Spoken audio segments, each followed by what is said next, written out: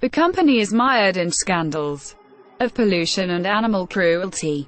Does it deserve to be rewarded with electric car sales? VW's vertical car storage facility at the company's headquarters in Wolfsburg. Photograph, Odd Anderson, AFP, Getty Images. It is hard to think how Volkswagen could top a scandal involving it selling drivers 11 million cars that produced more pollution than advertised, harming human health and shamefully cheating regulators' tests in the process. But the past fortnight's mind-boggling revelations about research at the world's biggest car maker have come close. First, it emerged the firm had taken the lead in a 2014 experiment on 10 macaque monkeys to test the health impact of exposure to nitrogen dioxide, NO2, a toxic gas produced by diesel cars. A VW Beetle, fitted with a cheat device of the sort the company used to gain pollution checks during lab tests, pumped fumes into the monkeys' chambers as they watched cartoons. Later it was revealed that in 2015 an automotive lobby group funded by VW tested the effects of NO2 exposure on 25 healthy young people in Germany. It's often remarked that the banks emerged from the financial crash unpunished and unreformed. But the degree of effort that VW put into deceiving the world about the health impact of its diesel cars, and the pollution they were really generating, could be viewed as a bigger crime. This is not just a case of destroying jobs and damaging people's lives by creating a credit crunch. This is a matter of life and death. Nearly 9,500 people die prematurely in London alone each year because of the city's illegally high levels of NO2. We will never know the actual toll of the cheating and lobbying that VW took part in. But what we do know is that the punishment has been found wanting. Chief Executive Martin Winterkorn quit in 2015 after the emissions scandal was discovered. Last week, VW's chief lobbyist, Thomas Steg, was suspended in the wake of revelations about the tests, which were carried out by the European Research Group on Environment and Health in the Transport Sector, EUGT, a car lobby group funded by Volkswagen, Daimler and BMW. VW's new chief executive, Matthias Müller, who was not in charge at the time of the tests, said, "We are currently in the process of investigating the work of the EUGT, which was dissolved in 2017, and drawing all the necessary consequences. But those consequences should arrive at his door too, because of his failure to drain the swamp during his leadership of VW." Steg was promoted by Müller shortly after the emissions scandal, and reported directly to him. The reality is that VW has hardly been hurt at all by the scandals, despite them costing $25 billion, £17.6 billion. The company now sells more models than ever and, thanks to a post-Dieselgate cost-cutting program, has a growing cash pile. However, the blame doesn't stop at Müller's door. European governments have failed to punish the German car giant for the contempt it showed to a regulatory regime designed to protect human health, while $4.3 billion of fines have been imposed by US authorities. EU ministers have yet to hit the firm with any financial penalty.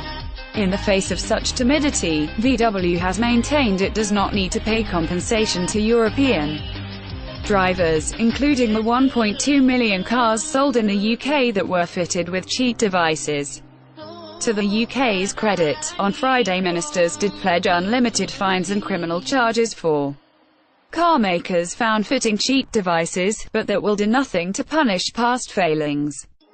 So if governments and the car industry can't be relied on, where does that leave us? It's time motorists exercise their consumer power.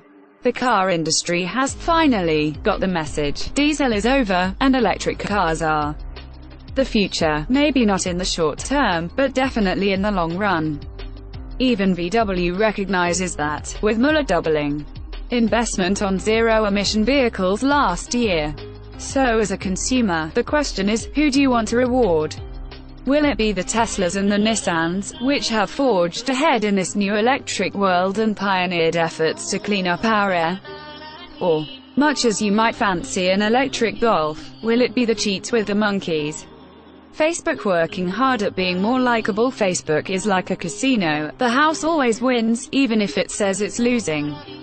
Announcing fourth quarter results last week, founder and chief executive Mark Zuckerberg pointed out that changes to the site meant people were spending 50 million fewer hours per day watching viral videos on Facebook. However, that's only about 2 minutes per day less for each of its 1.4 billion daily active users, DAUs, who log in at least once a day. They still spend on average 40 minutes Facebooking every day, and did less time spent watching skateboarding cats hurt. No. Revenues soared by 47% to $12.8 billion, £9 billion, and net income to $4.3 billion.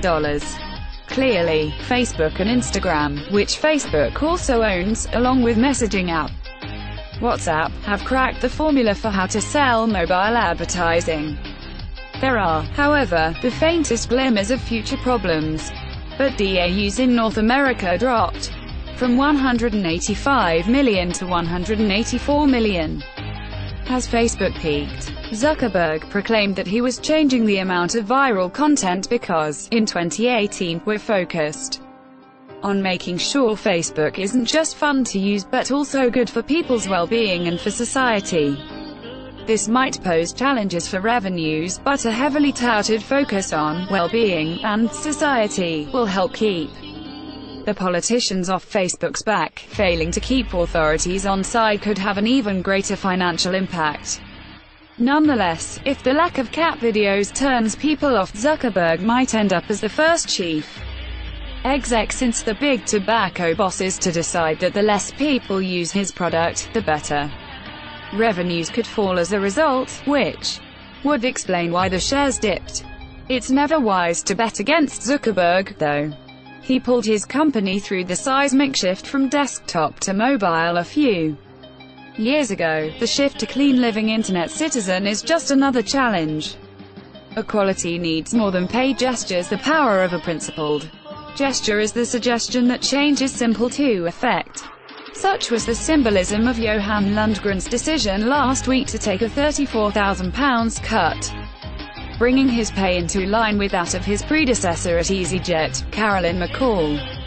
Gender pay gaps are not an unbridgeable consequence of the free market setting salary levels according to ability and demand. They are often the result of cultural and corporate bias. They can therefore be adjusted at the executive level by actions such as Lundgren's. The message to every other male chief executive undeservedly paid more than a female peer is simple: repeat the gesture. Equality can be achieved with a stroke of a pen on your contract. Elsewhere at EasyJet, though, gestures will not be enough. The airline also revealed that the overall gender pay gap at the company, the difference between the average pay of male and female staff, is a stark 51.7%. We are beyond acts of magnanimity here. That gap reflects not only a simple pay differential between men and women but also how the divide between highly skilled and less skilled occupations straddles gender too. 94% of EasyJet's pilots are men. This is not entirely EasyJet's fault. Worldwide, 3% of commercial pilots are women, and in the UK, figure is the same as it is at EasyJet, 6%. And the solutions to this will sound familiar: culture and education. According to the British Women Pilots Association, bridging this gap will require schools and career officers encouraging girls to study more STEM subjects: science, technology, engineering and mathematics. It will require more role models in the industry itself, meaning it is even more of a pity that McCall has gone to ITV, and will require the adult world, at home and in the airline industry, emphasizing to children that being a pilot is not just a man's job.